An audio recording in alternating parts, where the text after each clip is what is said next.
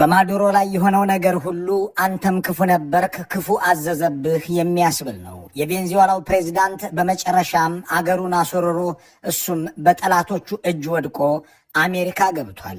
ለዚያውም ከነሚስቱ የለበሰው የአገሩን ሕዝብ አራቁቶ የሚዘንጥበትን ቶክሲዶ ሳይሆን አንድ የሌሊት ልብስ የምትመስል ቱታ ነው። የአገሩን ወጣቶች እጅ እየቆረጠ ያጠለቃቸውን የሮሌክስ ዴይዴት ፕላቲኒየም ሰዓቶች አስወልቀው አሜሪካኖች የአገራቸውን ቀዝቃዛ ካቴና በክንዱ ላይ አጥልቀውለታል። በሚያደርጋቸው ቅንጡ መነጽሮች ፈንታ አይን መሸፈኛ ጭምብል አልብሰውታል። ሲዘርፈው ከኖረው ሀብት ውስጥ አንዲት ሳንቲም አልያዘም። ካስገነባቸው የተንደላቀቁ ቪላዎችና ካሳነጸው ቤተ መንግስት አንዱ እንኳን አልተከተለውም። እንኳን ቤቱ ባለቤቱም አብረው አይደለችም።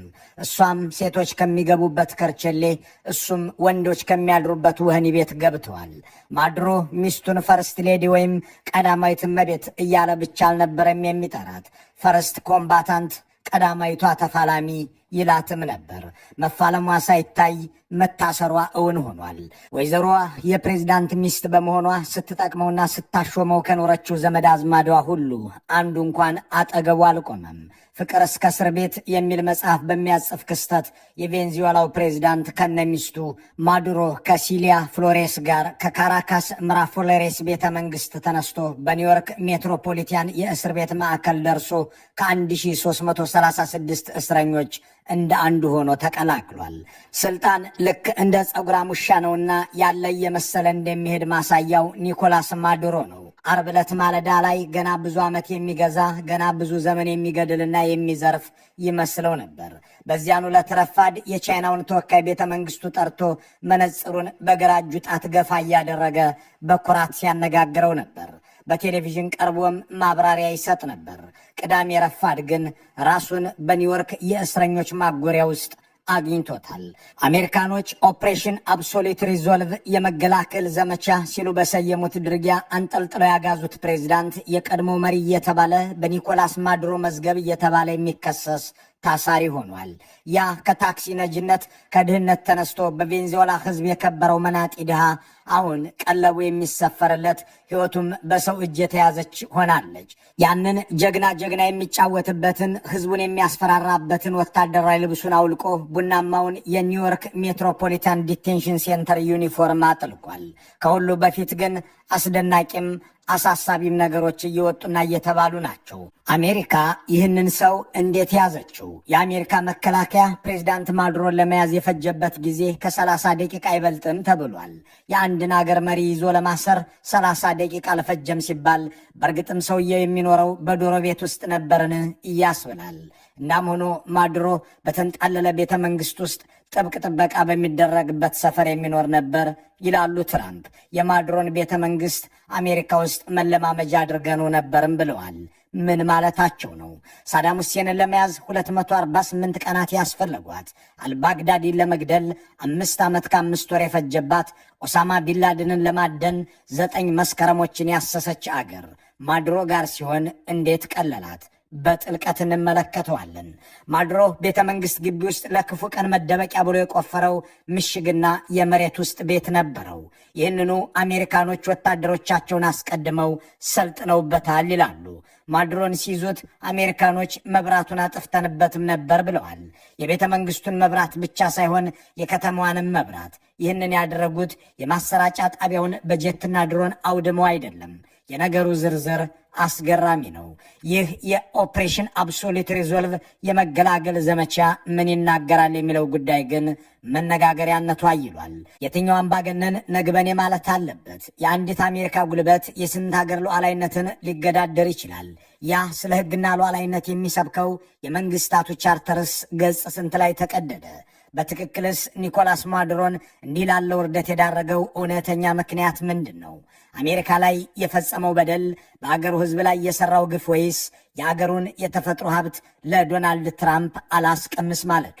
አሜሪካ በ1990 የፓናማውን ፕሬዚዳንት ማኑኤል አንቶኒዮን አገሩ ድረስ ገብታ አስራው ወደ ፍሎሪዳም ወስዳው 40 ዓመት እስራትን አከናንበዋለች። ከዚያ በፊትም ሆነ በኋላ የዋይት ሃውስ ሰዎች የሌላ አገርን መሪ አስሮ ከመውሰድ ይልቅ በአገሩ እስር ቤት ማሰርን ይመርጡ ነበር።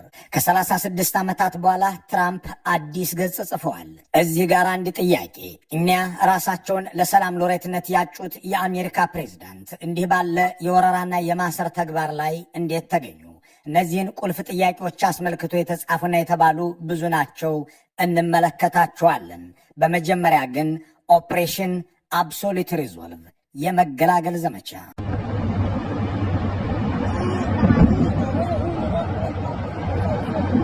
እነዚህ የጦር አውሮፕላኖች ብዛታቸው ከ150 በላይ ነው። ዕድሜያቸው ከ20 እስከ 49 ዓመት ብቻ የሆኑ ወታደሮችን አሳፍረው ወደ ቬንዙዌላ መዲና ካራካስ እንዲገቡ በአሜሪካው ፕሬዝዳንት የታዘዙት አርብ ለቅዳሜ አጥቢያ ምሽት 4:46 ነበር።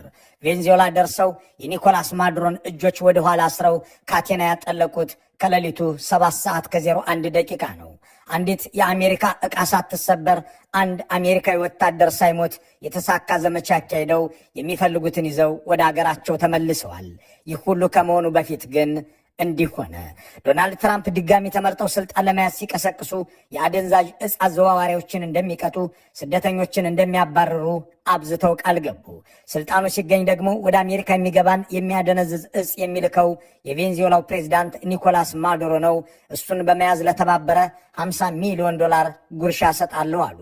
ይህ ሰው እንደ ትሬንዴ አራጓ ካሉ የቬንዙዌላ የወንጀል ቡድኖች ጋር ተባብሮ በካሪቢያን ባህር ውስጥ የዕፅ አዘዋዋሪዎችን ይልካል አሉና ከባለፈው ነሐሴ ጀምሮ የአሜሪካ ባህር ጦርና አየር ኃይል በደቡብ አሜሪካ አካባቢ እንዲሰማራ ቬንዙዌላንም እንዲከብ ከቬንዙዌላ የሚወጣን መርከብም እንዲደበድብ አዘዙት። ጦሩ ይህንኑ ሲያደርግ ከረመ። የቬንዙዌላ የነዳጅ ጫኝ መርከቦችንም ሲወርስ ወራትን አሳለፈ። በዚያች ደቡባዊት ሀገር የመንግስት ለውጥ እንደሚደረግም ዶናልድ ትራምፕ ደጋግመው ተናገሩ። በህዳር ወር የመጨረሻ ቀናት ላይ ትራምፕ ለማዱሮ ስልጣን ልቀቅ ሲሉ የመጨረሻ ማስጠንቀቂያ አልቲማተም ሰጡ። ከአገር በሰላም ከወጣህም እድል እንሰጥሃለን አሉት። ይህ ሁሉ ሲባል ግን ማዱሮ እንዲህ ያለው ጥያቄ የባርነት ጥሪ ነው እያለ ደጋፊዎቹን ጠርቶ ዶናልድ ትራምፕ በአሜሪካ መከላከያ ኃይሎች ፊት የደነሷትን ዳንስ እየደነሰ አሾፈባቸው። ቀጠለናም አሜሪካ የከበበችን ነዳጃችንን ልትቆጣጠር ነው፣ ያ ከሆነ ደግሞ ሰራዊታችንን አንቀሳቅሳለሁ ሲል አስፈራራ። que les doy desde aquí a todas las fuerzas populares የፖለቲካ የውትድርናና ህዝባዊ ኃይሎቻችን ሁሉ አገራቸውን ለመከላከል ዝግጁ ናቸው። ስለ ተተነኮስን ብቻ አይደለም፣ አገራችን የተፈጥሮ ሀብታችንን ለመከላከል ብቻም አይደለም፣ ኢምፔሪያሊስት ዞር በይ ለማለትም፣ ውጭልን ኢምፔሪያሊስት ብሎ ለማባረርም፣ ዞር በል ወታደራዊ ማስፈራራት ለማለትም ነው። ቬንዙዌላ ልትከበር ይገባል ለማለትም ነው።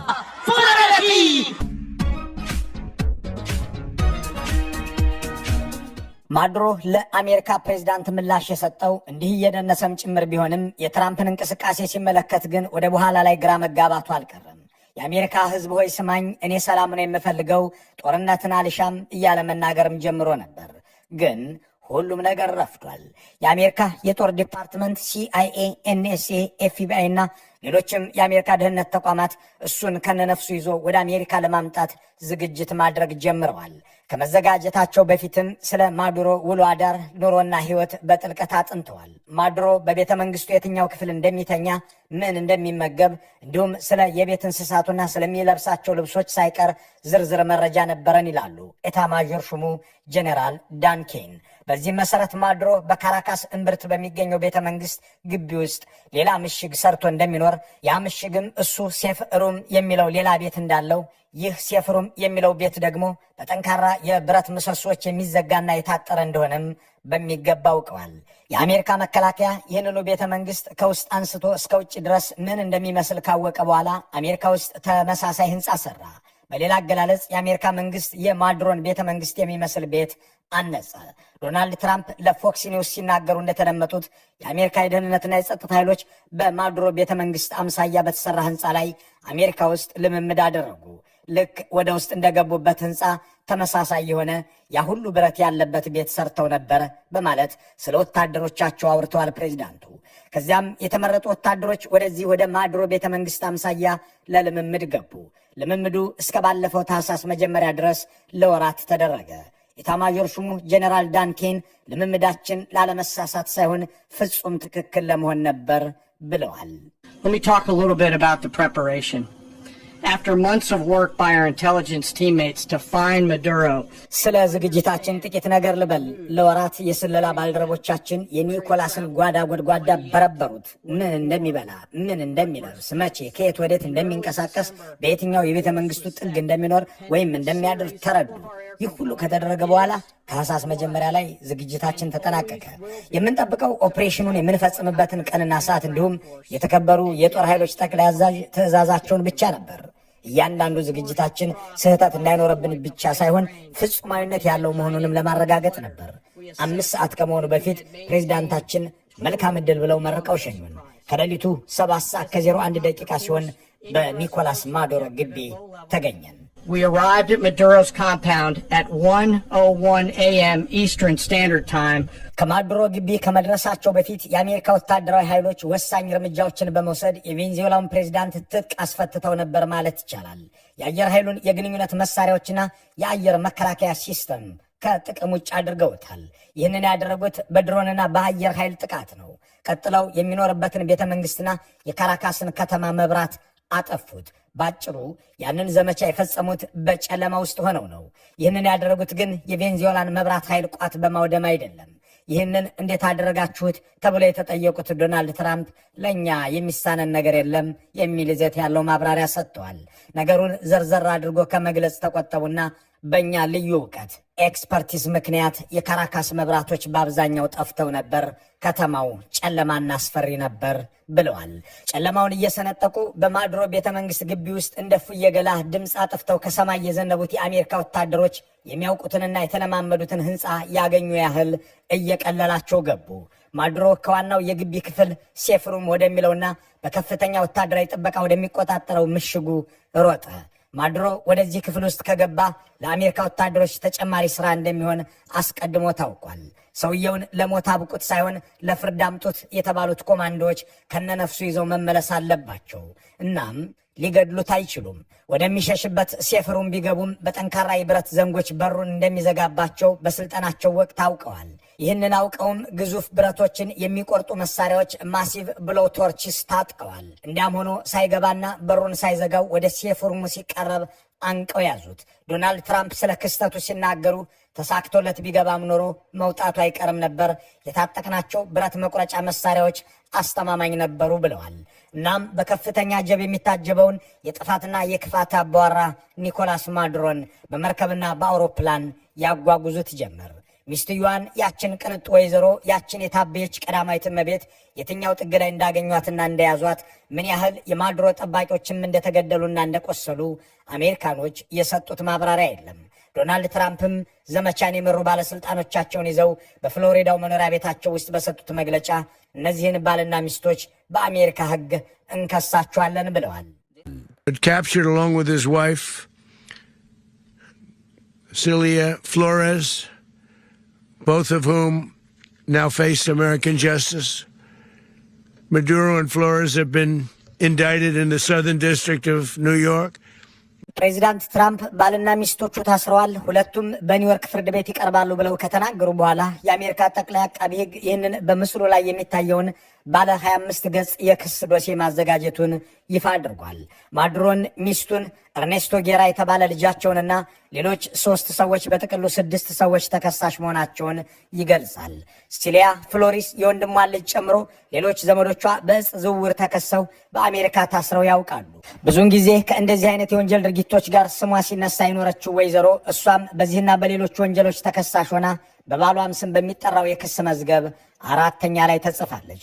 ተከሳሾቹ ከኮሎምቢያው ፋርክና ኤኤልኤን ከሜክሲኮ ሲኖሎዋ ካርቴልና ዜታስ እንዲሁም ትሬን ደ አረንጓ ከተባለ የወንጀል ቡድን ጋር በመተባበር ከፍተኛ መጠን ያለው ኮኬን ወደ አሜሪካ ለማስገባት ተባብረዋል በሚል ተከሰዋል። ይህንንም ናርኮ ቴሮሪዝም ብለውታል። ለዝውውሩ ድጋፍ እንዲሆን መትረየሶችንና አጥፊ መሳሪያዎችን ማሽንገንስ ኤንድ ዲስትራክቲቭ ዲቫይስስ ተጠቅመዋል በሚልም ተከሰዋል። ኒኮላስ ማዱሮ የውጭ ጉዳይ ሚኒስትር በነበረበት ወቅት ለእጽ አዘዋዋሪዎች የዲፕሎማቲክ ፓስፖርት ይሰጥ እንደነበርና በዲፕሎማቲክ ሽፋን የእስ ገንዘብ በግል አውሮፕላኖች እንዲጓጓዝ ያመቻች እንደነበር የክስ ሰነዱ ይገልጻል። ይህንን ሁሉ የክስ ዶሴ ያዘጋጀውን መስሪያ ቤት የሚመሩት ጠቅላይ አቃቢ ሕግ እነዚህ ሰዎች በጣም በቅርቡ በአሜሪካ ፍትህ ፊት ይቆማሉ፣ በአሜሪካ ምድር በአሜሪካ ፍርድ ቤት ተጠያቂነት ይሰፍን ዘንድ በትጋት የሰሩትን ፕሬዝዳንቴን፣ ለአሜሪካ ሕዝብ ሲሉ ጀግንነት የፈጸሙትን የአገሬን ጦር ሰራዊት አባላት አመሰግናለሁ ሲሉ በትዊተር ገጻቸው ላይ ጽፈዋል። ጥያቄው እንዲህ ያለው ድርጊት እንዲህ ያለው የሌላን ሀገር ፕሬዝዳንት አስሮ መውሰድ የሚሰጠው ትምህርት ምንድነው? ይቻላልስ ወይ የሚለው ነውና ወደ እሱ እናምራ። ከዚህ ጋርስ በተገናኘ እነማን ምን አሉ የሚለውንም ይቀጥላል። የአንድን ሀገር ፕሬዝዳንት ቀርቶ የአንዲትን ሀገር መሬት በኃይል መያዝ በፍጹም የተከለከለ ነው። ይህንን ያለው አሜሪካንም ቬንዙዋላንም አባል ያደረገው የተባበሩት መንግስታት ቻርተር ነው። ቻርተሩ ገና በሁለተኛው አንቀጽ ይህንኑ ይደነግጋል። ይሁን እንጂ እንዲህ ያለው ሕግና ድንጋጌ አሜሪካ ላይ ሲደርስ ሸብረክ እንደሚል ቪየትናምንም ስትወር፣ ሳዳም ሁሴንን በሐሰት ከሳ ኢራቅን ስታፈራረስ፣ ሊቢያ ላይ ወታደራዊ ዘመቻ ስታካሄድ ታይቷል። አሁንም ቢሆን ቬንዙዌላንም አሜሪካንም ማዱሮንም ትራምፕንም እኩል ይመለከት ዘንድ የሚገደደውን መስሪያ ቤት የሚመሩት የተባበሩት መንግስታት ዋና ጸሐፊ አንቶኒዮ ጉተሬስ ይህንን የመሰለ ክስተት ሲከሰት ከመናገር ይልቅ ቃል አቀባያቸውን አሰማርተው አሳሳቢ ነው ብለው አልፈውታል። የቬንዙዌላ ጎረቤቶች በጠቅላላ በሚባል ደረጃ ድርጊቱን አውግዘውታል። ከላቲንና ካሪቢያን ሀገሮች ሁሉ ሁለት መሪዎች የሰጡት አስተያየት ግን ቀልብ ይስባል። የኩባው ፕሬዝዳንት የወንጀል ጥቃት ሲሉ የአሜሪካውን ፕሬዝዳንት ድርጊት ኮንነውታል። በእርግጥም ነገሩ ወንጀል ነው በተባበሩት መንግስታት ቻርተር። የብራዚሉ ፕሬዝዳንትም ይህ ለሌሎች ሀገራት ሁሉ መዘዝ አለው በማለት ነግበኔ በሉ የሚል ይዘት ያለው መግለጫ አውጥተዋል። ለአሜሪካ ፕሬዝዳንት ያልተገዛህ መሪ ሁሉ ለራስህ ስትል ይህንን ነገር አውግዝ ማለታቸው ነው። ዘለንስኪን አስሬ ያመጣለሁ ብለው ዩክሬንን የወረሩት የሩሲያው ፕሬዝዳንት ፑቲን በጽህፈት ቤታቸው በኩል ባወጡት መግለጫ የአሜሪካን ድርጊት ሉዓላዊ ሀገርን በትጥቅ መውረርና ሕግ መጣስ ነው ብለዋል። የቬንዙዌላው አምባገነን ተጠርንፎ መወሰዱ ያስደነገጠው የነ አብይ አህመድ፣ የነ ኢሳያስ አፈወርቂ፣ የነ ቴዎዶር ኔጊዮማ፣ የነ ፖል ቢያ፣ የነ ሙሴቬኒ ማህበር የሆነው የአፍሪካ ህብረት ደግሞ ፈራ ተባ እያለ በሕግ አምላክ የሚል ይዘት ያለው መግለጫ አውጥቷል። አንድም ቦታ ላይ አሜሪካ የሚል ስም ሳይጠቅስ የቬንዙዌላውን ፕሬዝዳንት በስማቸውና በኃላፊነታቸው ጠቅሶ በአየር መደብደቧ ተገቢ አይደለም፣ የተባበሩት መንግስታት ሕጉ ይከበር ብሏል። ዲሞክራሲያዊ መንግስታትን ያሰባሰበው የአውሮፓ ህብረት ደግሞ ማዱሮ አምባገነንም ወንጀለኛም መሆኑን እናውቃለን፣ የትራምፕን ድርጊት ግን አንደግፍም ሲል በውጭ ጉዳይ ኃላፊው በኩል ይፋ አድርጓል። ግን አሁንም አንድ ጥያቄ አለ። በእርግጥ ማዱሮን ለእስር የዳረገው የአገሩ ነዳጅና የተፈጥሮ ሀብት ወይስ በይፋ የተነገረው የእጽና ተያዥ ወንጀሉ? ይህንን ጉዳይ በስፋት ለመመልከት አጭር ቀጠሮን ያዝ። አሁን ግን ዓለም አንድ የአምባገነን መሪ ምዕራፍ መቋጨቷ እውነት ሆኗል። ማዱሮ ጭካኔና ጭቆና ድሮ ቀረ ብሎ ከካራካስ ቤተ መንግሥት ወደ ኒውዮርክ እስር ቤት ተሳፍሯል። መልካሙን ሁሉ መመኘት እንሰናበታለን።